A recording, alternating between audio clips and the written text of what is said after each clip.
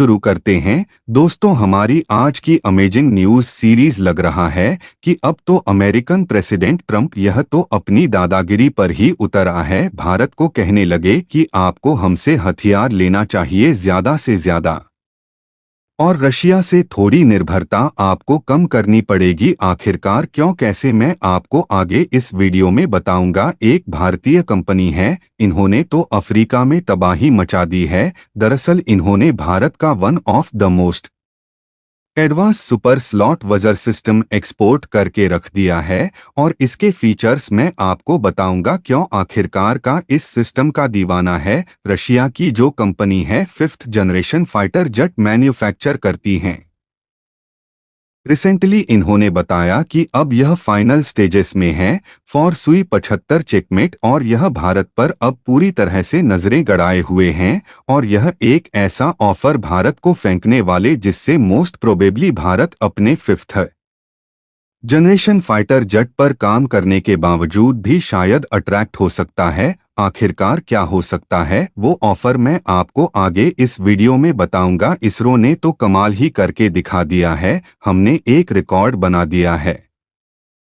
Space की एक company है भारतीय, इन्होंने अपना एयरविंग का एक काफी कमाल का ड्रोन जैसा यूएवी शोकेस कर दिया है, और इसके 3 वेरिएंट्स लॉन्च किए हैं। एक भारतीय स्टार्टअप कंपनी ने तो ground breaking electrical vertical take off and landing vehicle system तैयार कर दिया है। इसके 3 वेरिएंट्स निकाले जाएंगे, मैं आपको शॉर्ट में बताऊंगा इसके क्या बेनिफिट्स हैं, क्या डिटेल्स हैं। चाइना का रिसेंटली जो आपने देखा होगा डीप सीक एआई, जिसने चैट जीपीटी को भी पीछे पछाड़ दिया, इसको भारत के रिलेटेड एक क्वेश्चन पूछा गया तो इसने तो जवाब ही नहीं दिया, और इसने तो भारत में कंट्रोवर्सी ही खड़ी कर दी। एचएएल की तरफ से एक बड़ी अपडेट आई है, सुई 30 का काफी एडवांस वर्जन भारत को मिलने जाएगा अगले 2 साल के भीतर, और क्या है वो बदलाव मैं आपको बताऊंगा। फाइनली देखेंगे कि कैसे भारत अपने रुद्रम 4 पर काम करने लग गया है। ऑलरेडी भारत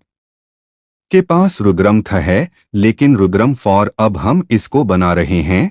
लेकिन प्रॉब्लम ये है कि इसकी रेंज कम होगी। आखिरकार क्यों, यह क्या वेस्ट आ गया। सो काफी इंटरेस्टिंग आज की ये सीरीज होने वाली है, इसलिए प्लीज आप एंड तक देखिएगा। साथ में अगर आप चैनल पर नए हैं, आपको इस तरह की न्यूज़ सीरीज पसंद है, तो प्लीज़ हमें सब्सक्राइब करना बिल्कुल मत भूलिए, क्योंकि इतनी इन्फॉर्मेशन खबरें हम आप तक हर दिन लेकर आते हैं। पहली खबर आ रही है अमेरिका की तरफ से। प्रेसिडेंट ट्रंप ने तो भारत को अब अर्ज करना स्टार्ट कर दिया कि आप यूएस वेपन सिस्टम ज्यादा से ज्यादा प्रोकर करना शुरू कर दीजिए। अगर आपको ट्रेड इसी तरह बरकरार रखना है तो यहाँ पर वैसे तो यह पूरी दुनिया को टैरिफ की धमकी दे रहे हैं कि आपके ऊपर 100% टैरिफ लगा देंगे, ड्यूटी लगा देंगे, ये वो। सो इसी बीच अब यहाँ पर इन्होंने भारत को भी वैसे तो पहले ही वार्निंग दे दी है, लेकिन अब यह कह रहे हैं कि आपको हमसे 4 बिलियन से ज्यादा के हथियार खरीदने हैं। आपको बता दें कि वैसे रिसेंटली भारत ने 3.9 बिलियन का एक डील साइन किया है फॉर 31M का 9B प्रेडेट ड्रोन। अक्टूबर 2024 में ये सारा कुछ फाइनलाइज किया गया था, और 2007 से लेकर अभी तक अगर हम देखें तो अभी तक भारत ने $25 बिलियन के हथियार खरीदे हैं, जो कि है काफी सिग्निफिकेंट, लेकिन इतने ज्यादा सिग्निफिकेंट भी नहीं है कंपेयर टू जो हमने रशिया से खरीदे हैं। वैसे इस 25 बिलियन में शामिल है C-17 ग्लोब मास्टर, C-130 ज सुपर हरकुलस। बेसिकली ये ट्रांसपोर्ट एयरक्राफ्ट है। फिर एंटी सबमरीन वरफेन के लिए हमने अमेरिका के P-8I पोइन को खरीद रखा है। हेलीकॉप्टर्स का भी बहुत ही बड़ा बादशाह चिनक, और फिर अचे यह भी भारत के पास है। और माउंटेनियर में दुश्मनों को सबक सिखाने के लिए हमारे पास एक अल्ट्रा लाइट वाइजर्स भी है, जो अमेरिका ने दी थी। सो अब अमेरिका कह रहा है कि आपको और भी हथियार भारत से लेने चाहिए, चाहे वो ड्रोन हो या मिसाइलें हो। वैसे ऑलरेडी भारत अमेरिकन कंपनी जी के साथ काम कर रहा है F414 इंजन की टेक्नोलॉजी के लिए। इनको सबसे पहले यह सारी चेतावनी देने के पहले इनको अपनी सप्लाई चेन सुधार लेनी चाहिए, क्योंकि जिस तरह से यहां पर प्रॉब्लम आया था F414 इंजन का, जिसके चलते भारत अपने फाइटर जेट्स तक नहीं बना पाया, वाकई में सबसे पहले इस समस्या को हल करने की जरूरत है। हमारी अगली खबर आ रही है, एक भारतीय कंपनी बिग बैंग बूम की तरफ से इन्होंने अपना फर्स्ट वज्र सुपर शॉट केन्या को एक्सपोर्ट कर दिया है।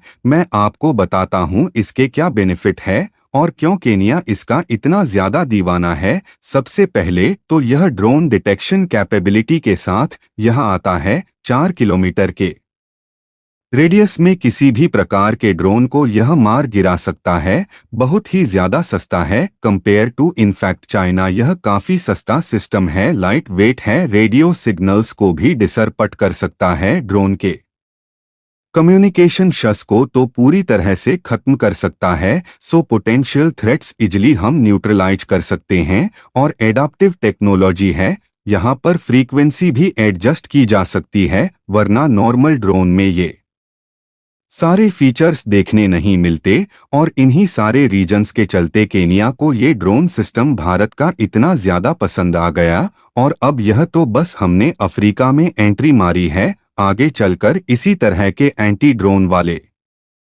सिस्टम हम भारत से एक्सपोर्ट करना जल्दी स्टार्ट कर देंगे। बाकी के अफ्रीकन देशों में भी रशिया की एक कंपनी है यूनाइटेड एयरक्राफ्ट कॉरपोरेशन यूएसी, यहाँ पर अब ऑफिशियल ने खुद कंफर्म किया है कि A-75 चेकमेट अब हमने फाइनल स्टेजेस पर उतार दिया है और जल्द ही इसको इंटरनेशनल आर्म्स मार्केट पर उतार दिया जाएगा। दैट मीन्स सेल पर लगा दिया जाएगा। मैं आपको बता दूं यह कैसे ज्यादा डिफरेंट है और क्यों यह बहुत ही ज्यादा ल्यूक्रेटिव डील भारत के लिए हो सकती है। सबसे पहले तो इस फाइटर जेट को रशिया ने कॉस्ट को ध्यान रखते हुए बनाया है। बड़ा ही कॉस्ट इफेक्टिव है, एडवांस कॉम्बैट मिशन को यह अंजाम दे सकता है। F-35 लाइटनिंग जो अमेरिका का है ना, इसको टक्कर दे सकता है और चाइना के FC-31 को भी ये टक्कर दे सकता है। अभी यहाँ पर ऑफर की बात करें तो मोस्ट प्रोबेबली बताया जा रहा है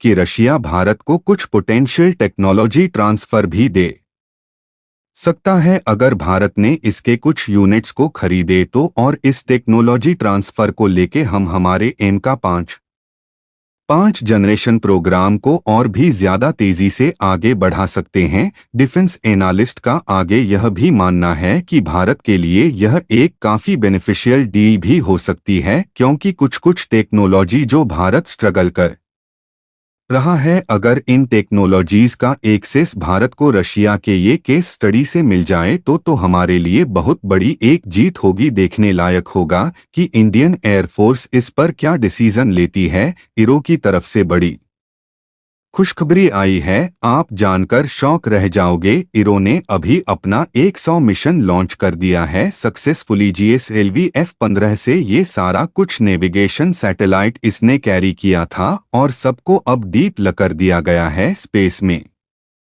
वाकई में बहुत बड़ी छलांग इसरो ने लगा दी है। फाइनली 100 मिशन को भी हमने सक्सेसफुली कंप्लीट कर लिया। 1500 किलोमीटर की यह बहुत बड़ी जर्नी थी। यह सैटेलाइट की बात करें तो यह बहुत ही ज्यादा एडवांस अत्याधुनिक L1 बैंड की कम्युनिकेशन सैटेलाइट है। काफी क्रुशल कम्युनिकेशन और वेदर सैटेलाइट मॉनिटर करती हैं। यह सारा कुछ और क्रुशल डाटा यह भारत को अब देने लग जाएगी। एक भारतीय कंपनी सामने निकलकर आई है, इन्होंने तो अपना ground breaking vertical take off landing EVT ऑल सिस्टम पूरी दुनिया को दिखाकर शॉक कर दिया है। और यहाँ पर कंपनी के एग्जीक्यूटिव डायरेक्टर रवि सोनी जी कहते हैं कि इसके 3 वेरिएंट्स वो निकालेंगे। सबसे पहला तो होगा नॉर्मल पैसेंजर्स के लिए ताकि ट्रांसपोर्ट किया जा सके। दूसरा होगा एक कार्गो वर्जन, एरो कार्गो इसका नाम होगा, जो काफी फास्ट और एफिशिएंट अंदाज में पेरिशेबल आइटम्स, एग्रीकल्चरल प्रोड्यूस ये सारा कुछ कैरी कर सकता है। और तीसरा होगा एरो केयर, जो कि लाइफ सेविंग मेडिकल ट्रांसपोर्ट में यूज किया जाएगा अगर कुछ ऑर्गन्स भी डिलीवरी करनी है फटाफट से, जो कि बहुत ज्यादा क्रुशल होता है, बहुत ज्यादा। यहाँ पर टाइम का ध्यान रखा जाना चाहिए, ऐसे में तो यह वरदान से कम नहीं है। हमारी अगली खबर चाइना के डीप सी एआई की तरफ से आ रही है। यह बहुत ज्यादा अभी रिसेंटली पॉपुलर चल रहा है क्योंकि इसने चैट जीपीटी को भी परफॉर्मेंस के मामले में पीछे छोड़ दिया। सो अब यह कंट्रोवर्सी भी बन चुका है क्योंकि जब इसको पूछा गया कि अरुणाचल प्रदेश इंडियन स्टेट है, इसने तो रेस्पो करने से ही मना कर दिया। फिर उसको पूछा गया कि नॉर्थ ईस्टर्न स्टेट्स के नाम बताओ, इसने कहा कि सॉरी यह इसके स्कोप के बियॉन्ड है। सो वाकई में जिस तरह से चाइना मैनिपुलेट करने में लगा है अपनी टेक्नोलॉजी से दुनिया भर में, यह तो साफ साफ दिख सकता है कि दुनिया